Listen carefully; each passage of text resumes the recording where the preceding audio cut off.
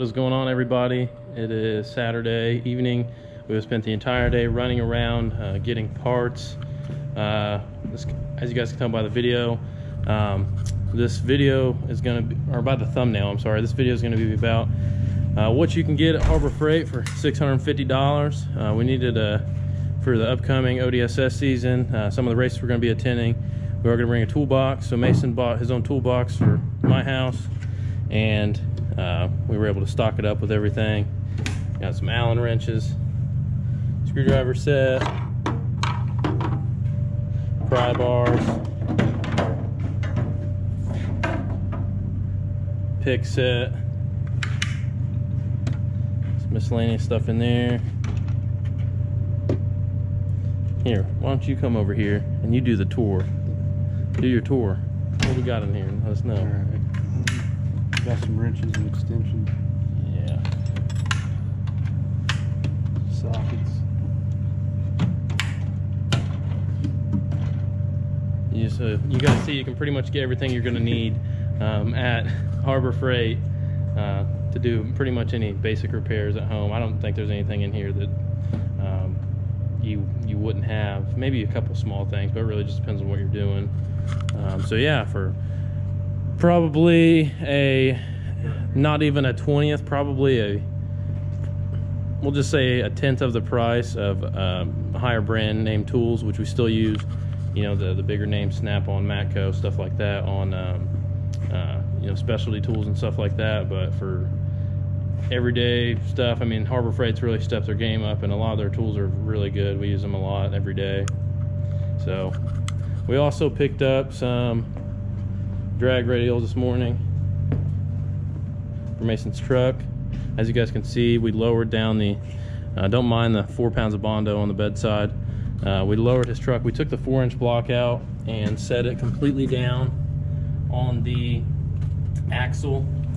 So all we gotta do is get U-bolts cut, but these are a Toyo Proxy TQ 275/40/17.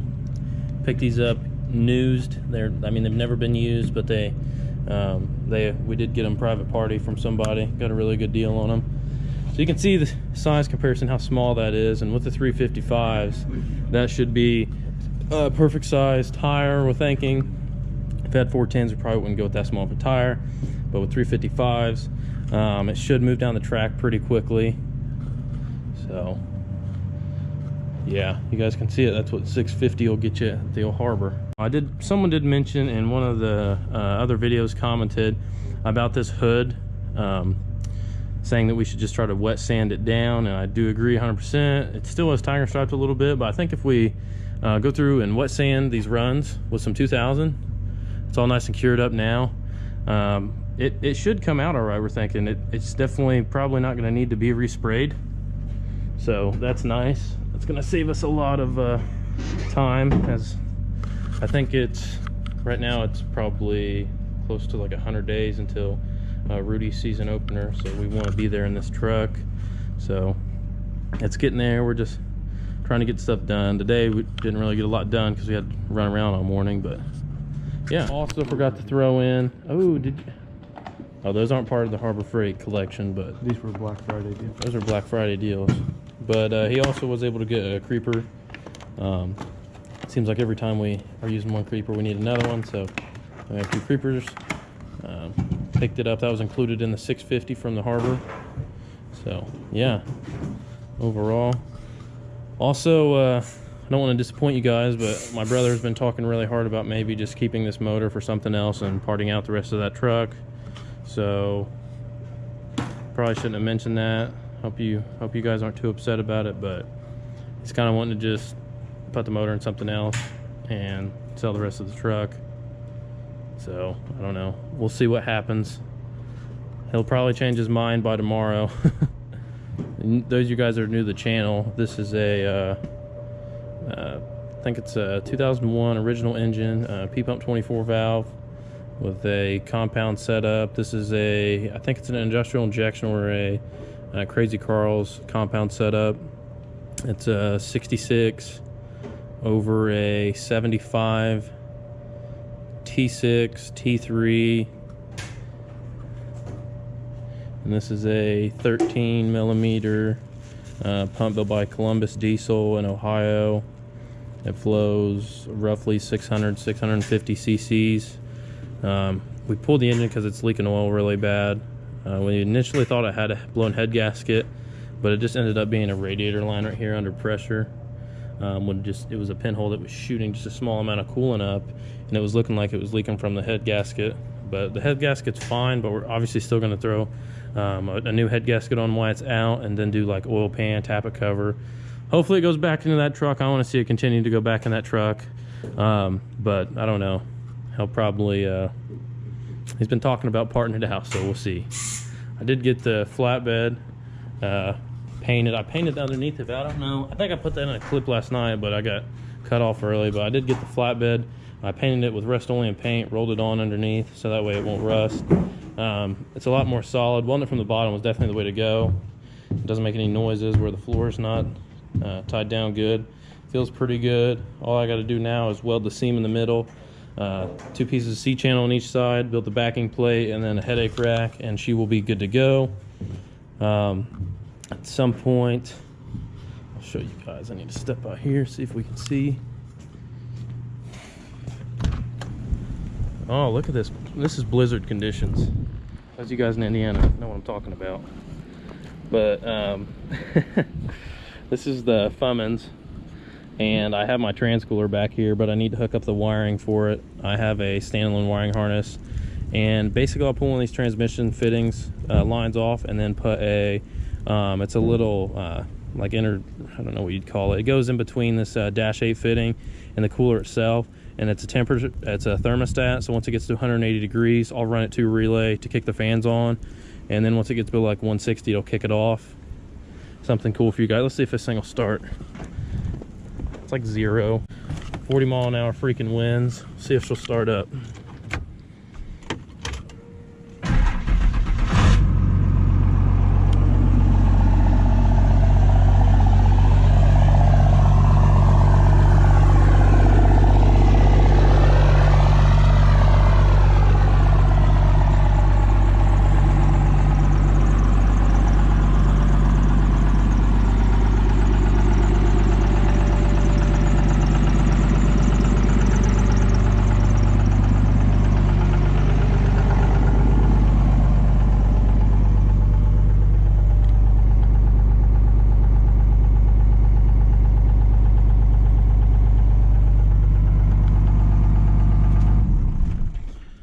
Did start the truck earlier today, probably about 7 or 8 hours ago.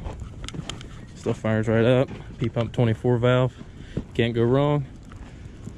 For now, we're going to jump back in here and try to get his fuel cell mounted. We got some hardware today. Stopped by the old Roll King, got us some hardware. We drilled holes in the bed. We're gonna take this air dog bracket and just bolt it directly to the bedside and mount the air dog, and we're going to get everything kind of dry fit before we paint the inside of the bed. So we're just this is all just mock-up for right now, but we'll throw this all together for you guys, and make sure all the lines are going to fit, everything's going to clear. We're going to be able to bolt it down so that way whenever it's got fresh paint on it, we're not up in here messing around and scratching stuff. It can just be an easy assembly in and out real quick. So yeah, got all the bolts drilled through that. They were a little long. I have to trim these bolts, otherwise I think they're gonna hit the cab. Take this air dog, stick it down on there and make sure it all fits. Scratching the pump, dude. What are you doing?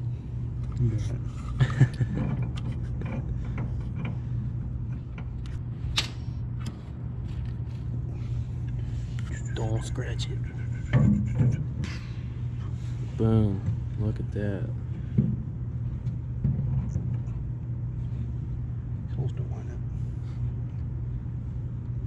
It's probably because we didn't drill the holes perfectly flat in the bed, so it kind of tweaked the bracket a little bit. No, never mind, they're in there.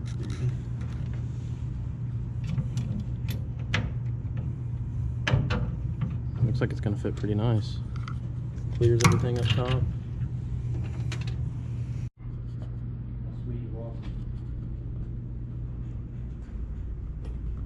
I lost him. Where's the other box there? They're in that other box. They're in the box right there. I'll get them.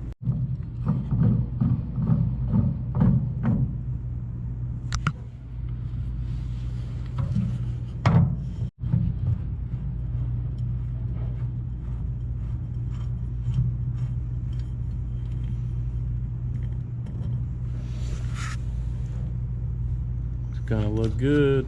They're on that creepy. Catch the fucking bolts. Catch the freaking bolts. You gotta do that.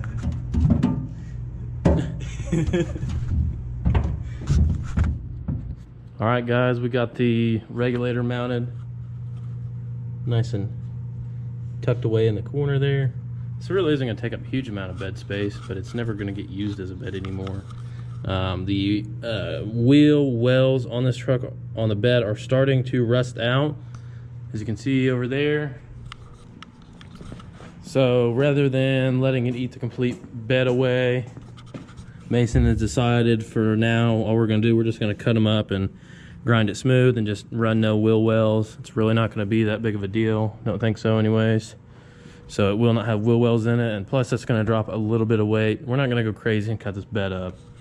You guys obviously saw we did have to cut a hole there for the bottom sump on the fuel tank, but other than that, I mean, we're not going to, you know, gut the bed. It's going to be a 770 truck. So for those of you guys that don't know, I mean, we are new to this as well, but basically this is gonna, I mean, there's gonna be guys driving their 770 truck there, and I mean, it's gonna be their daily driver truck. But I mean, in a VP truck, you gotta be, you know, it takes a little bit more than some tuning and stuff like that to be able to run in that class.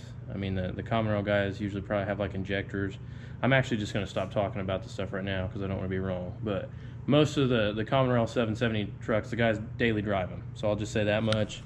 But on this truck, it may eventually be more, hopefully, one day with a different engine. So we are kind of doing it in a race truck platform, doing the radials and stuff, and putting the fuel cell in it to drop a little weight here and there. So that explains that.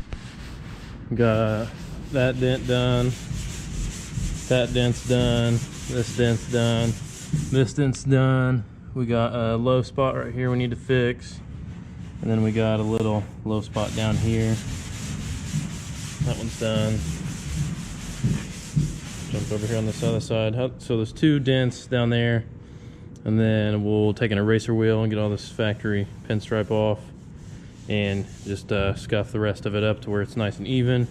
And then shoot some primer on it. So it's realistically, the bed should be painted next weekend, no problem.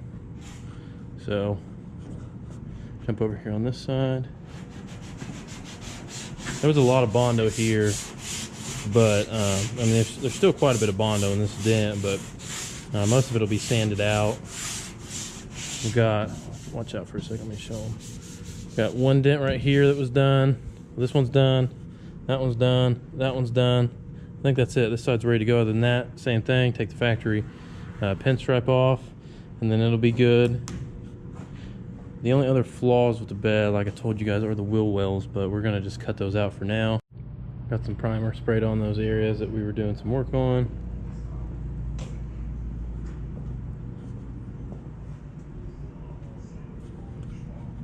Looks like they're pretty much done.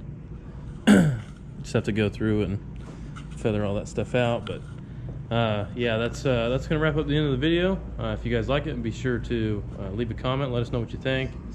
Subscribe, like the video. You know, all that really does play a big effect, and it does make a difference. If you like seeing this content, you want to continue to see this channel grow, simply hit that button and we'll keep going up, guys. Regardless, the content will continue. I will see you guys on the next one. Have a good night.